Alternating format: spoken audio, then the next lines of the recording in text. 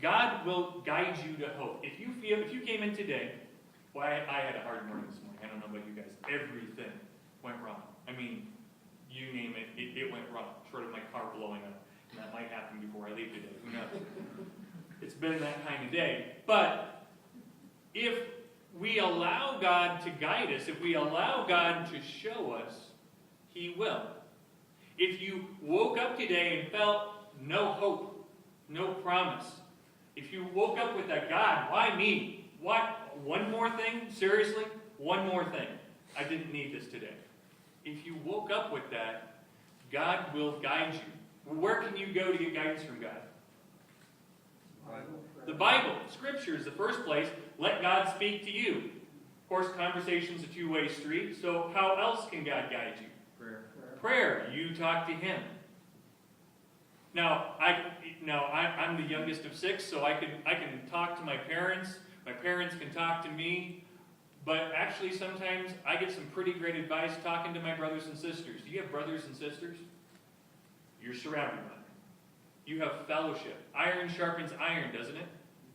You become sharper. You become more sure of yourself through the fellowship that's around you, through those brothers and sisters that are there to support you and encourage you and understand and sympathize. Amen. He can do it through revelation. You've been walking along, you can't get it, you don't get it, you don't understand, and all of a sudden, it's there. It's called an epiphany. And if you look back to the original meaning of epiphany, it means to gain understanding through a supernatural force. In other words, you couldn't get it on your own. You didn't understand it. God just revealed it to you. You get it.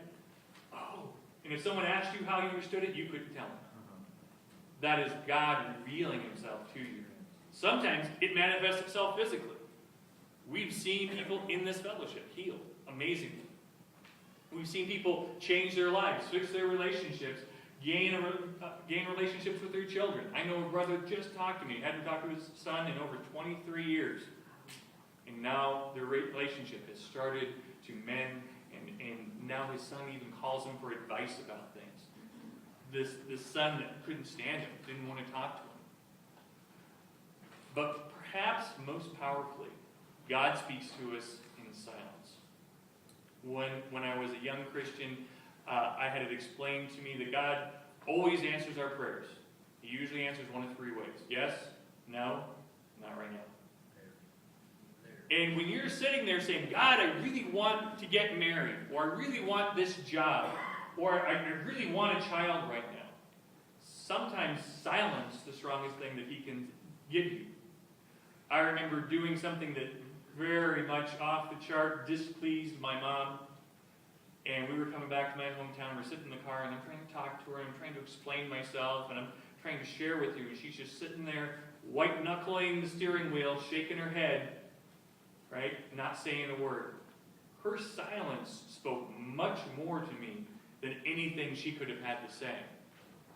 Sometimes God chooses to guide us by not talking about it, by not sharing it, not getting into it with us.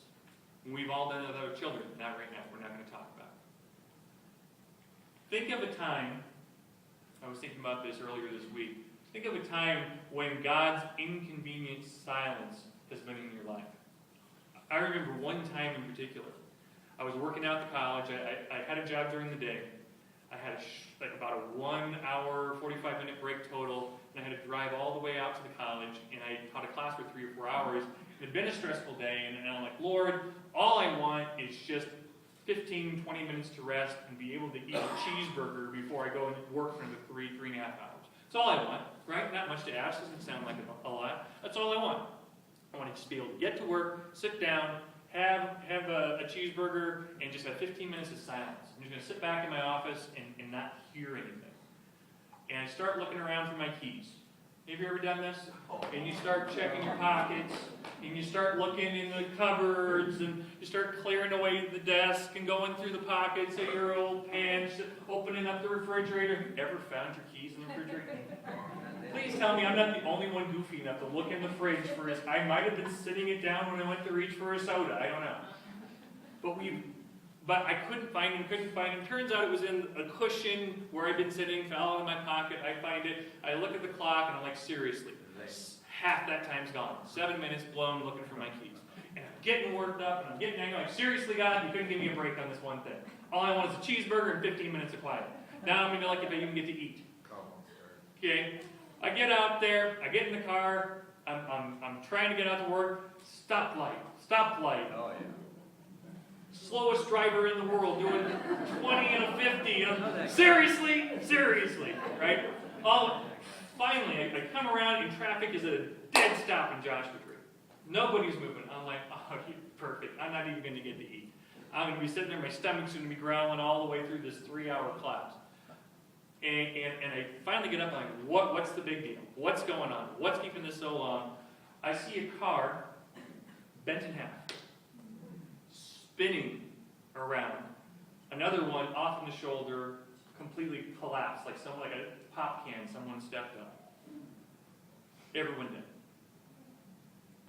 And I see someone by the side of the road. I'm like, when did this all happen? It's about 7 minutes ago. Oh boy. Whoa. Sometimes God answers us in silence. Sometimes He closes a door for us. And what was my reaction at the time? I'm embarrassed to admit it, but I'll admit it to you. You're my brothers and sisters.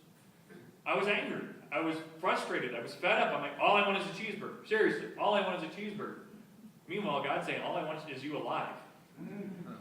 To heck with your cheeseburger. I was all wound up about getting a cheeseburger. When what it really came to, what I realized after was, God had His hand on me that whole time and saying that the only way I can slow you down is to lose these keys for a little bit. Then you're going to lose these keys for a little bit. If a couple red lights and some old guy in an RV is going to be able to slow you down long enough that you can someday talk about this, then that's what I'm going to do. And that was one of the times where I realized why He was doing it. And I had one of those epiphanies. If I realized what He was doing this time, how many times did He do something like that where I got all bent out of shape with God that I didn't realize why He did it, why those things happened?